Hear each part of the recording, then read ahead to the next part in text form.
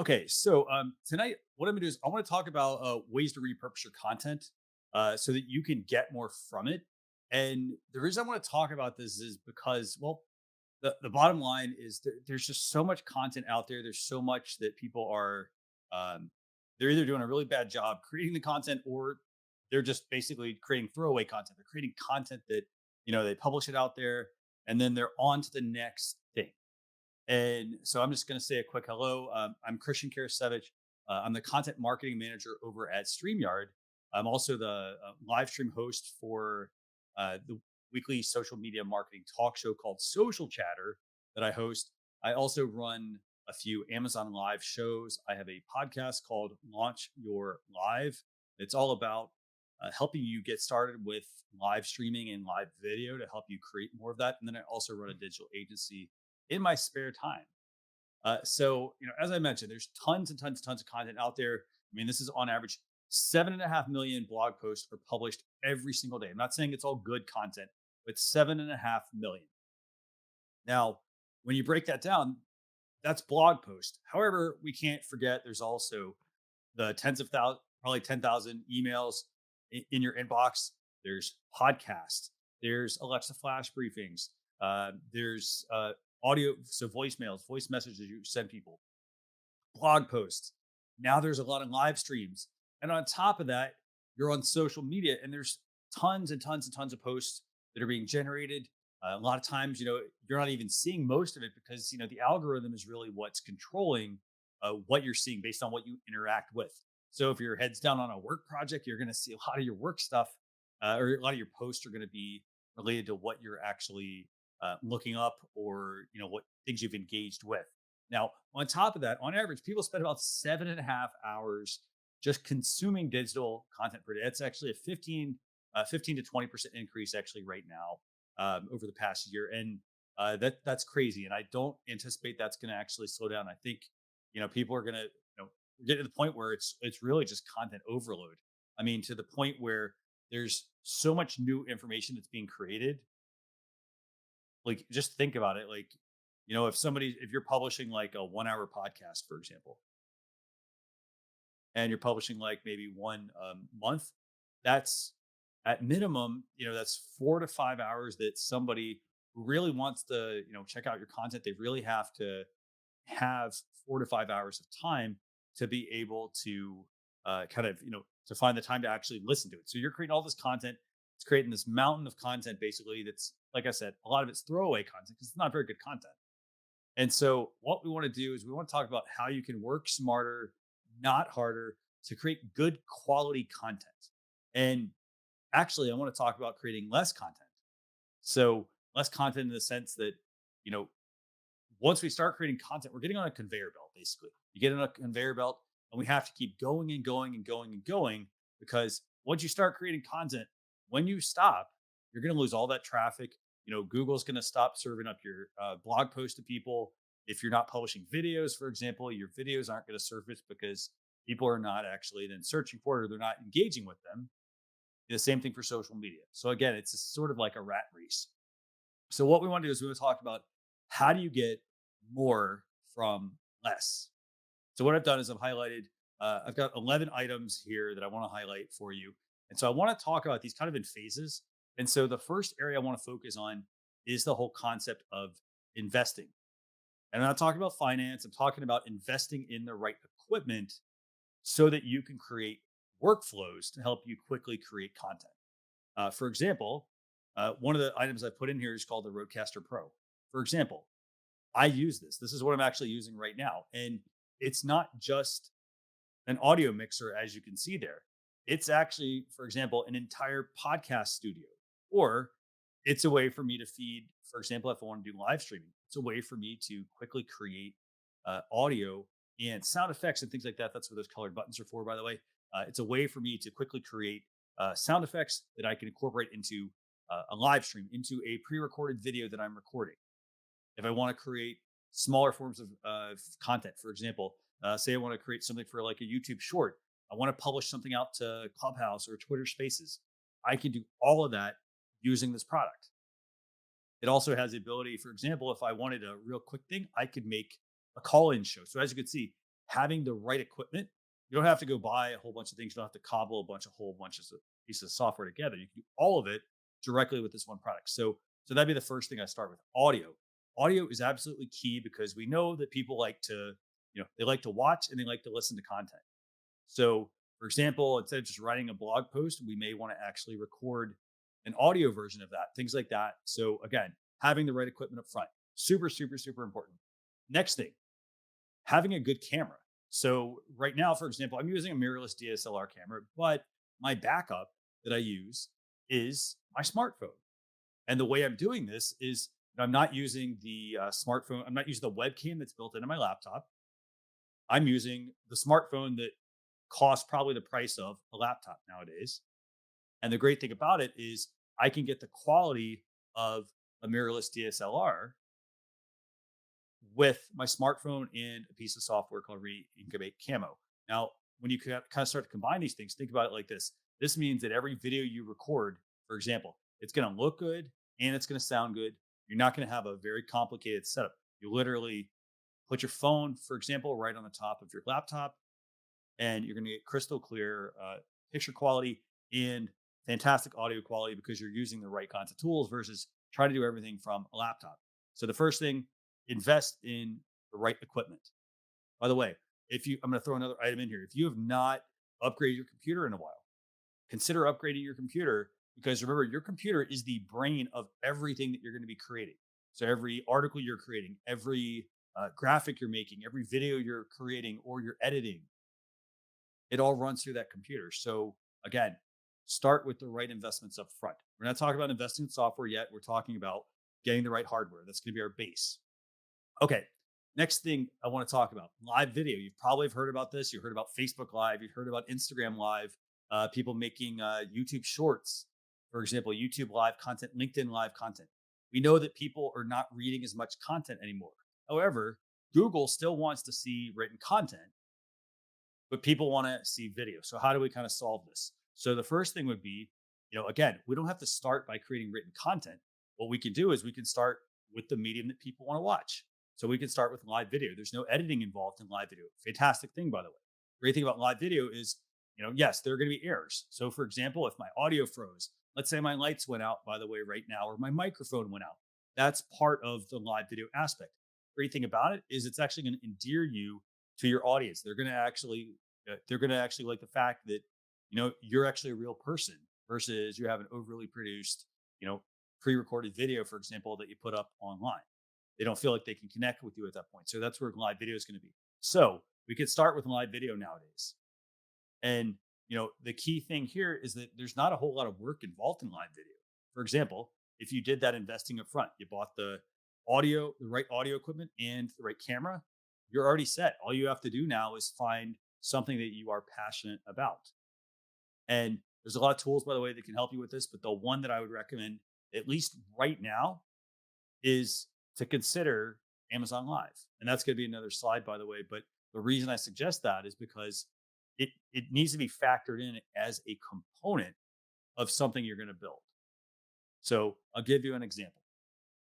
I currently have a live show that is also recorded as a podcast.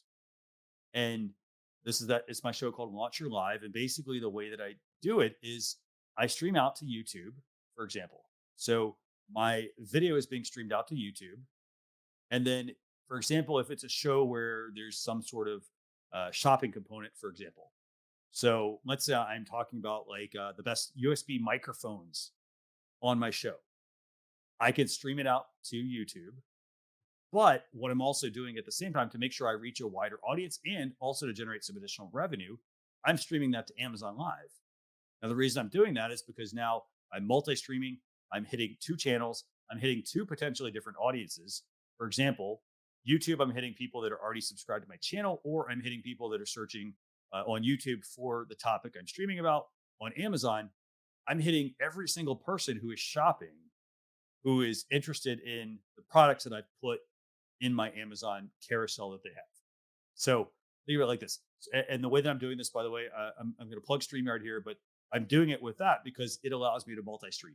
So for example, if I want to go out to YouTube Live, I want to go out to Amazon Live, I want to go to Facebook Live, I'm not creating three separate videos. I'm making one video and I'm streaming it to three different places.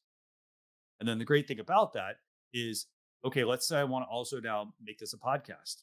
I think that's my next, that's actually almost my next slide. But say I want to make it a podcast, or I want to make it a broadcast out to Twitter Spaces. Maybe I've got a Twitter following on Twitter or even Clubhouse. I can also stream my content out to these same places as well, all at the same time. By the way, the reason I'm suggesting this is because it all comes down to that equipment I talked about at the beginning. So that equipment, for example, is not just my microphone. It allows me to plug in a phone. It allows me to then stream it out to, in this case, Twitter Spaces, to Clubhouse. The audio sounds good. Again, all you have to do is bring the topic, bring the idea, and that's gonna, and then you're gonna be able to build your audience and build a community that way. So it's basically you're not creating multiple things. You're doing it once and streaming it out to all these different places. So Twitter Spaces, Clubhouse, Facebook even has their own Facebook audio tools. They've got Facebook rooms now, audio rooms nowadays. And so again, same process. They want you to be creating content. So you're not just doing a video at one place and then finishing that, downloading the video, and then like stripping the audio and then making a podcast out of it. You're doing literally everything at one time. And then at the end, the only thing you're doing would be to make a podcast. Because again, you take the audio off of everything else. So you're hitting all these different places, all these different audiences at one time with one piece of content. Okay, so I mentioned podcasting. So podcasting, it's a great show. It's a great way to get the word out, by the way. But the downside to podcasting is that, like for example, in the pandemic right now, the issue is that a lot of people are not driving, for example. So it does cut down on the time that people are spending, for example, in a car. If they're not in a car driving, they're not necessarily listening to your content. So they've kind of gravitate towards that whole video aspect. So what you should be doing, at least right now, is we should be creating that live video content, that live audio content. So doing things that we can do, for example, from our home, from our office. However, what we then need to be doing with the final product is creating essentially an archive. So basically creating a podcast of it. Basically, it's just literally the audio file of your video. And then the great thing about this is this allows you to get your audio on various platforms. Again, it's that one to many thing. And so what we're doing there is we're recording we're doing the live video. We finished. We've stripped the audio. So I was just talking with Aaron actually earlier about this. You can use like some tools like Handbrake, for example. You can run your video file. You can actually quickly strip out the audio. You can set up literally a whole list of like all your latest videos. It'll save them all as an MP3 file, and then you can upload that to your podcast host. And guess what? Your podcast host has a fantastic feature where it literally will push it all out to Apple Podcasts, Spotify, Amazon, Google. So pretty much you're able to reach your audience wherever they listen. I'll give you a quick example. On my podcast, Launch Your Live, I have a #1 podcast in India, and I'm in the top, I think, 50 to 75 in Australia for marketing podcasts. And here's the thing. The only way that I achieved that was I simply added a destination to my podcast host and then pushed my audio file out to them. I don't have to do any uploading. I do one upload. Again, one upload, they do all the distribution for me. So this way I'm now able to reach a broader audience, for example, with podcast. In terms of how much work this is, it really is not that much work. Putting together a podcast, for example, might take 15 to 20 minutes. So you've done the recording, you've got the audio ready. Again, you can do all the intros and the outros, all that sort of stuff right through that Rodecaster Pro I mentioned earlier. So you can literally assemble your podcast right there. And then when it's finished, all you have to do is just upload the file. And then what those podcast hosts will do is they'll just check. There's a folder. Is there a new file? Yes. They'll download it. Guess what? They're looking for the metadata. What's your podcast about? And then anybody who is subscribed to your podcast is then going to have the ability to download it and listen to it. And guess what? You're going to now be able to be doing other things. You're going to be back on some live videos. You're going to be back, on live audio, on Twitter Spaces, things like that. couple other areas where you can, again, this is taking one piece of content, so kind of breaking this down. So if I take one piece of content, let's say it's a blog post. I'll give you an example for this one as well. I run my show Social Chatter, and every single week, this is my process. I have a live video that I do. A couple of days afterwards, I have a blog post that I publish, and then I also record 7 to 10 minute Alexa flash briefing version. Now, here's the reason why I do that, because I'm now getting in front of however many millions of customers, I think it's millions, that Amazon has. So basically, when I'm creating a flash briefing, it's literally, a 5 to 10 minute recording. It goes on every single Alexa product that anyone has. Sorry, by the way, if I just triggered your Alexa device, but it goes on every single Alexa product. Guess what? I also show up in Amazon search. So my name's going to show there. If I'm a business, my business is going to show there. My brand is going to show there. And then I'm able to start to build a following on the Amazon platform as well. So think of it like this. You got a website, for example, and you're not getting people to, people aren't coming to your website. Hey, guess what? They're buying on Amazon because we know that they're doing that. So the great thing is now you can tell your customers, I'm on Amazon, or our business is on Amazon. And they can go there and they can listen to your flash briefing. They don't have to have any of the Alexa devices. They can simply download the Alexa app, and they'll be able to, at that point, listen to your flash briefing. Now, you're probably wondering, well, okay, so how do I get them back from this flash briefing to check out some of the other things that I have? So what I essentially do is I have created a short link that I customize. So for example, if I'm doing any sort of audio project, for example, if I want to tell people how to get to the Alexa product, I tell them to go to, for example, my show, socialchefs.com/Alexa. And what that does is it redirects them over to the Amazon flash briefing that they can go and check out. So again, the great thing also, by the way, about that is I can track all those URLs. I can see what's working, what's not working. I can see exactly which link people are using to get to places. And then I can go and I can tweak my strategy if I find that, my audience really isn't there. I can have that presence, but I know where I need to kind of put my attention. Because remember, we don't have a whole lot of time because people are spending 8 hours a day consuming content and 8 hours a day working and 6 to 8 hours sleeping. That doesn't leave a whole lot of time for anything else. Okay, so then this brings me to the other thing I was talking about, Amazon Live. For those of you who want to get into live streaming, for example, one of the biggest hurdles is not having a community, not having an audience. However, guess what? Anyone can start using Amazon Live. So provided obviously it's in your country. The great thing about the Amazon Live show is that you don't have to have any audience whatsoever. The only thing you need, and it goes back to what I said earlier, you need to be passionate about a topic. And so the great thing about this is, for example, if I wanted to do a live video, I could have a live video that's simulcasted out to Amazon. And then the great thing here is that I'm able to reach a warm audience. So for example, as I'm talking about a product, Amazon is actually showing my live video to anyone who is on a product detail page. So basically the product detail page is they've clicked into the product to read about the product and to potentially add it to their cart. Now, the great thing is if they then join your Amazon Live, they check out, maybe you're reviewing the product, maybe you're an expert on, for example, like one of the products I talk a lot about is called a Rocket Book. It's literally a digital note. It's a physical notebook that could be digitized. I talk about it a ton. And the thing is, the great thing about this is anyone who's searching for this notebook, looking at it, they're going to see my live video. And then if they make a purchase off that live video, I get a commission off of it. How awesome is that? I'll tell you right now, one of the first few Amazons I did, I hit 15, 20,000 people, which was pretty amazing. And the thing is, I had no audience whatsoever there. So the great thing is, if you want to get into live video, you want to start generating some revenue, Amazon's going to be a great route to go. You just have to find, for example, what that area is that fits your specific business.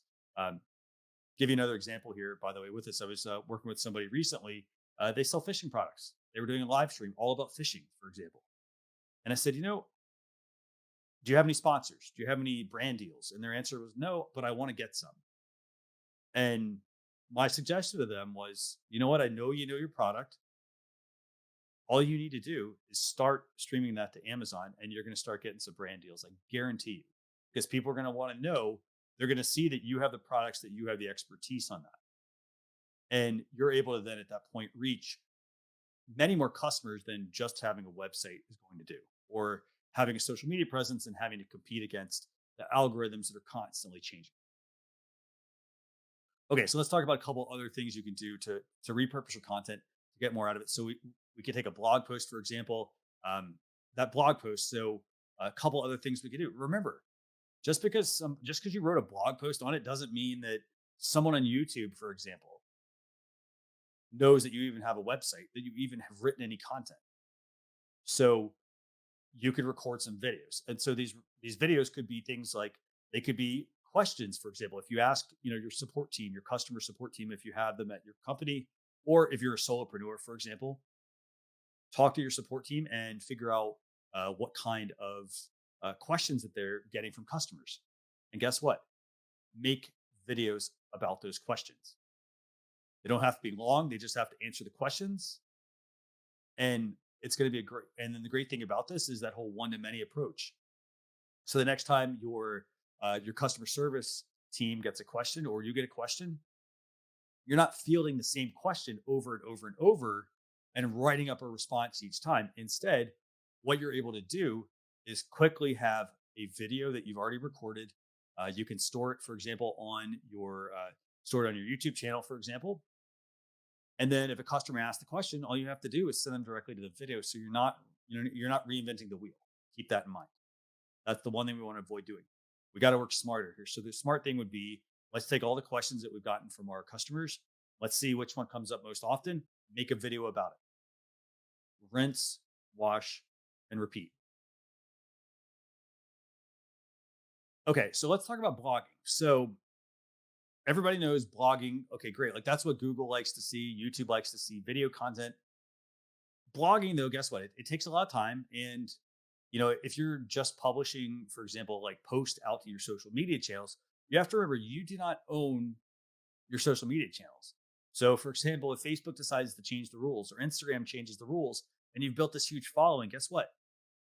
Your audience doesn't care. They're there, but like they're not really, they're not that connected with you. Yeah, they may be following you, but if they decide to stop following you or engaging with your content because, hey, it's not good, guess what? You're going to have to work twice as hard to build that audience up. So what I always encourage people to do is to start a blog. Basically, think of it like this. Instead of renting like you'd be doing on Facebook and Instagram and whatnot, why don't you buy? Why don't you build your own blog, your own website? And your website does not have to be complicated. And guess what? In terms of actually creating content, it's not complicated either. And the reason is because there are tools that can now actually go out and do some of that research for you, and they can actually help write a majority of your content. So, for example, if you're like, hey, you know what, I want to write a blog post, but I'm not a writer. It takes me like 5 hours, 6 hours to write a blog post. What I would suggest doing is checking out a few tools.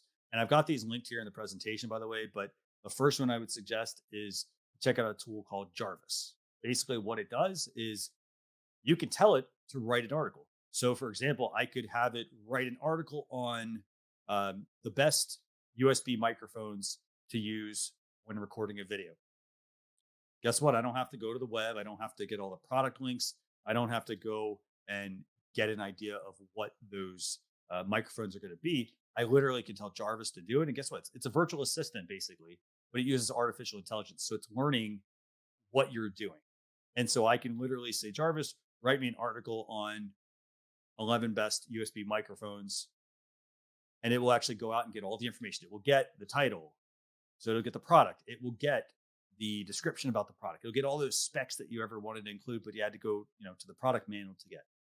So it'll do all that sort of stuff. And then guess what? All you have to do is go back and review it, almost like basically being an editor. So you can go back and take a look at the content, make a few tweaks here and there, and it will do everything that you need to do for you. So again, it's kind of like pick the area that works best for you. And then let's go really hard on that one area.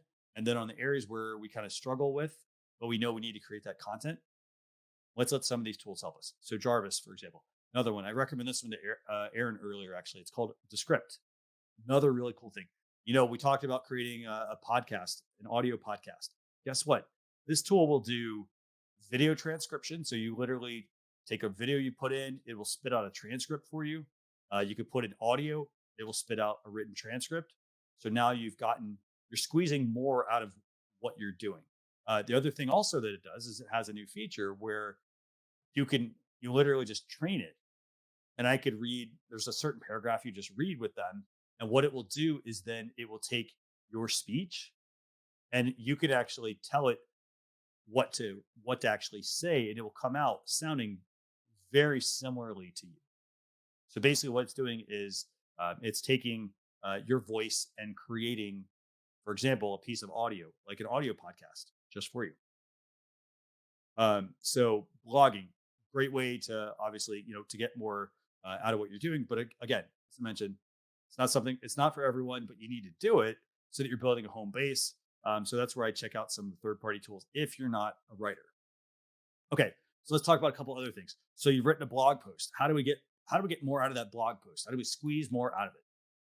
Create ebooks. Remember, just because you've written a blog post or you made a video about it, your ebook, for example, doesn't have to be the exact same thing as your blog post. It could actually be, a few bullet points here and there, and then it could link back to the full article. So, for example, this presentation, 11 ways to repurpose your content, get more from it. We could write an ebook and just say, here's 5 ways to repurpose your content. Even though we know there's 11, we could then have a backlink from that ebook and send them back to our website, for example, or there's a call to action in that ebook, for example, to build your email list. So the great thing here is, and by the way, there are plenty of tools. Jarvis can do this for you. Another tool, Designer, can also do this as well. You literally could give it a link to your blog post and it will go and it will pull all the information from your blog post. And then it will create that ebook automatically for you. So again, you're not having to spend hours and hours and hours making a blog post, recording a video, turning that into an ebook. It's about working smarter, not harder at the process. Let's keep going. So what else can we do with written content or even an ebook or a video? We can create online courses. Very, very, very simple. Again, you've created that video, you've created on YouTube. That's great. You're attracting the YouTube audience, but you want to make some money off of it, for example. You want to generate revenue for your business. Why not take videos that you've created and build a series, build a course off of it? So again, I mean, there's so much you could do. So basically you take your knowledge, you take your expertise, and what we're doing is we're taking the same content, we're just recycling it.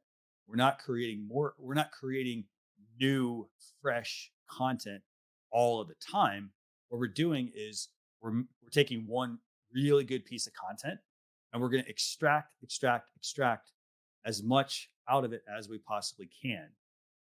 And then when we feel like we've reached that critical mass, we're going to then move on to another piece of content. But we're not going to do today I'm going to make a piece of content about this. Tomorrow I'm going to make a different piece of content about a different topic.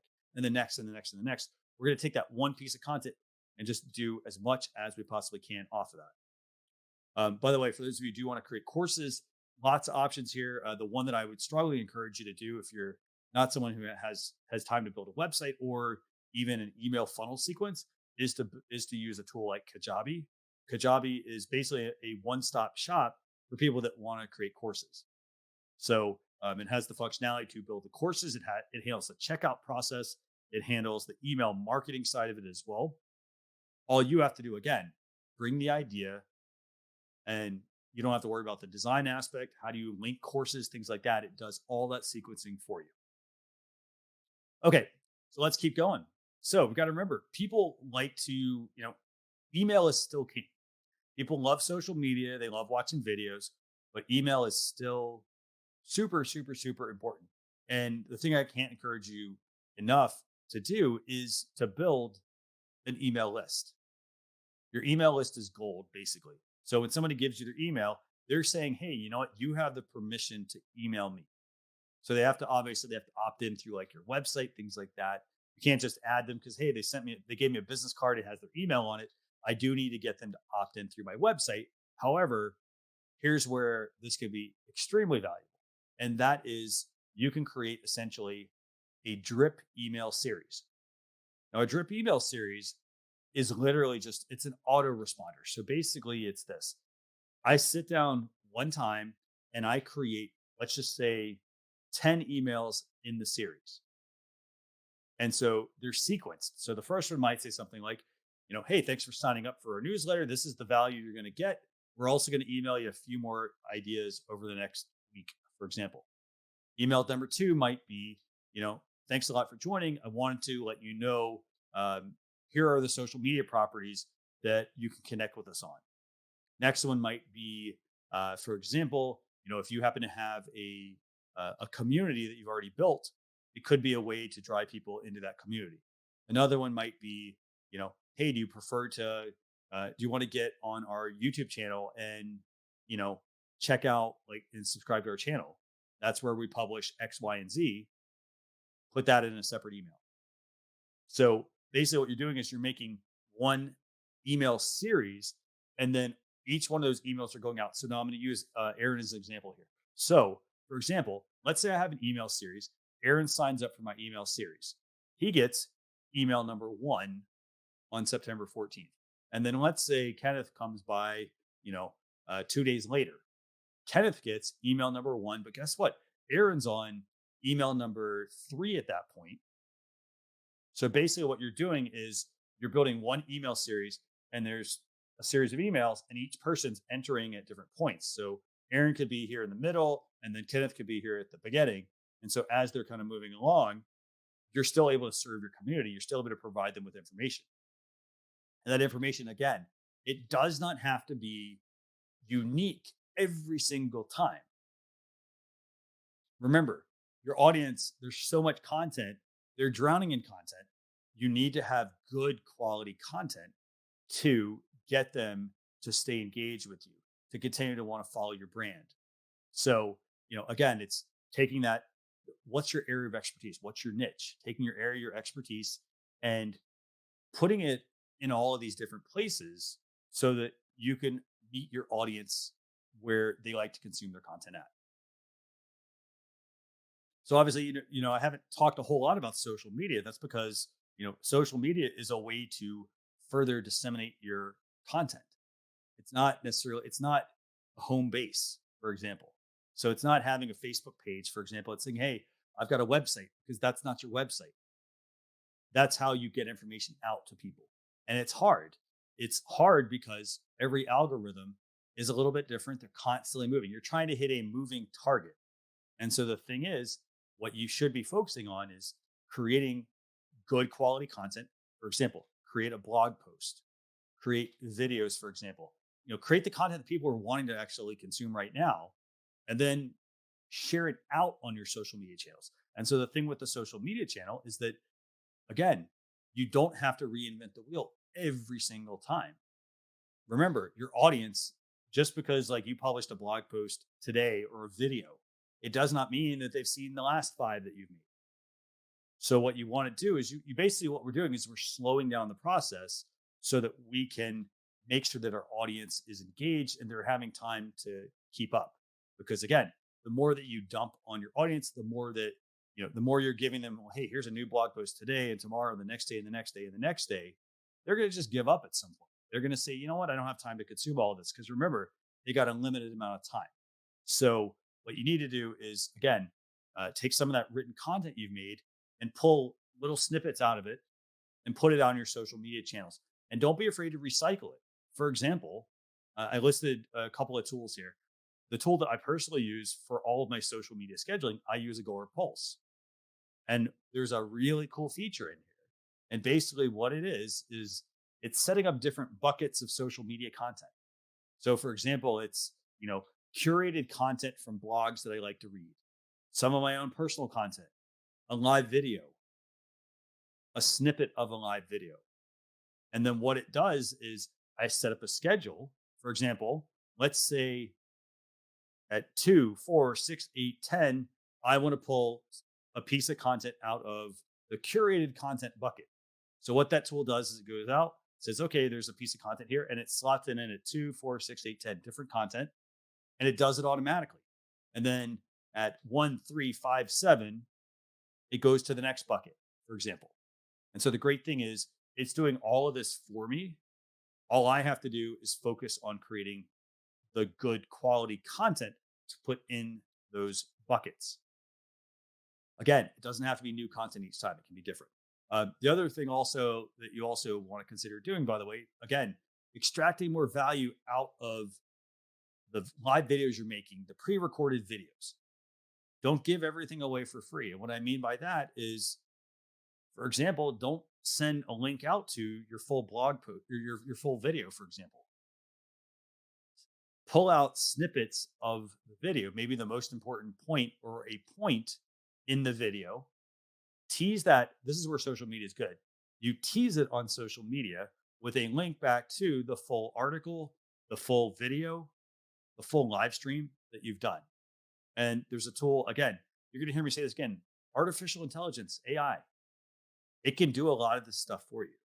So you literally make one video and it will go, for example, and it'll create 40 snippets of video clips. And all you have to do is review them and then approve the ones that you want to send out. Okay, so let's see. I got a couple more slides here for you, but just to kind of sum things up. Key things I want to highlight here. Don't think that you need to create more and more and more content. Focus on creating really good content. For example, if you're just getting started or you're like, hey, you know what, I don't have a content strategy, let's start with one really good piece of content. Create one really good piece of content, and then let's see how we can break that down across a live stream as a pre-recorded video.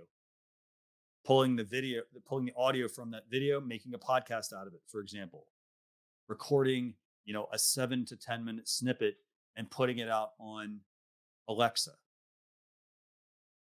And then, for example, if there is, if you're like, hey, I want to get into that whole live shopping thing, that sounds pretty cool. Exploring that and seeing what actually fits with your brand. Next thing, working smarter, not harder. So how can we get as much value out of that one piece of content? You think about it, like we're squeezing like an orange, for example, and we squeeze it to the point where there's no rind, left. For example, we squeeze all of that juice out of it. And then when we're finished, we throw it away. So like, think of it like this. You know how like people like, if you have the hand juicer, for example, you're like squeezing, right? And you're like, you know what? Oh, like I didn't get quite a full glass, right, of juice. But then you look at somebody and they're using the tools, for example. They're using the tools to help them. They're using the electric juicer, for example. And they're putting that orange in there. And you know what? You look at it at the end and you're like, wow, they got a lot more juice out of it. They weren't working harder at it. They were actually working smarter. They were using the machine to help them do a lot of the extraction. So again, don't feel like you have to be on that hamster wheel all the time. It's about creating a really good piece of content and repurposing it, getting as much out of it. You got to remember, and this is the thing, we always put a lot more pressure on ourselves. We put the pressure on ourselves to always be trying, we're on the hamster wheel. We're trying to just do so many different things when in actuality, we actually need to be doing less. We need to spend time focusing on making the right piece of content and getting as much as we possibly can out of it. And here's the other reason why, because remember, you got 24 hours in a day. A lot of it, people are consuming content. People are sleeping, they're working. For example, you got very little time to actually create a lot of that content. So the other thing you also have to remember, the key piece of all of this is engagement. So it's not just, I publish all that content out there and then I'm done.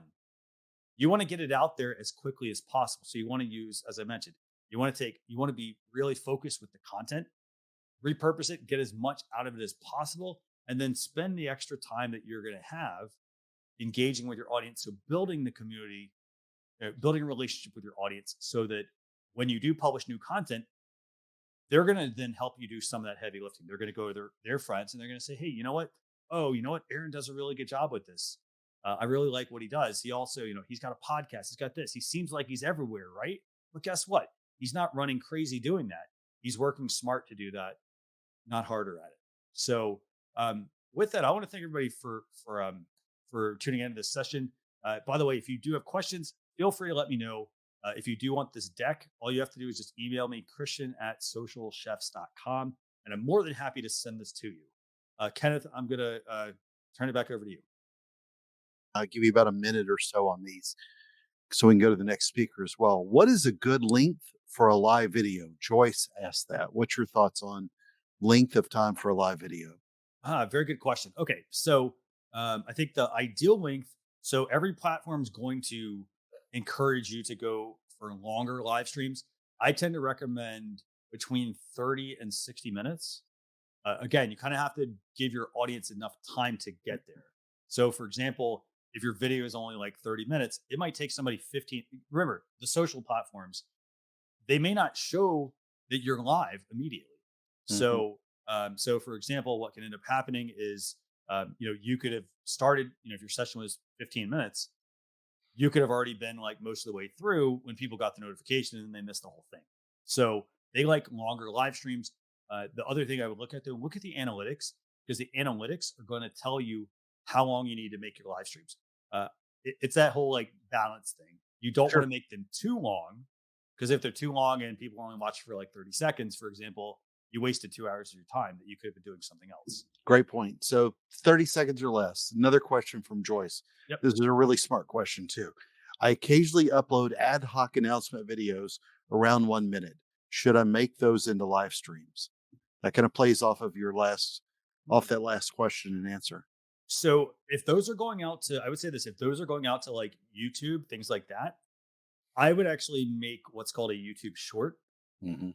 And then in that YouTube short, have you tell them basically, hey, hey, I want to share with you guys, 3 quick tips about X, Y, and Z. You share those 3 tips, and then you might say something like, hey, if you want to watch the full video, go here. So then that way, you're using the 1 minute as not as a live stream, because I don't think 1 minute's enough. I think it's too short. People aren't gonna have time to get Yeah, fantastic. Well, Christian, I have like 48 other questions I want to ask you now. there. So I'm going to ping you on LinkedIn tomorrow after Yeah, we sure. both get some sleep because I just this has my wheels spinning on a couple of things right now because I think there's just such a balance between uh, engagement and sort of the cat and mouse game, if you will, in social, Mhm. as opposed to what is actually being watched or listened to. And I think Yep. about this all the time because of your podcast, which I occasionally check out as well.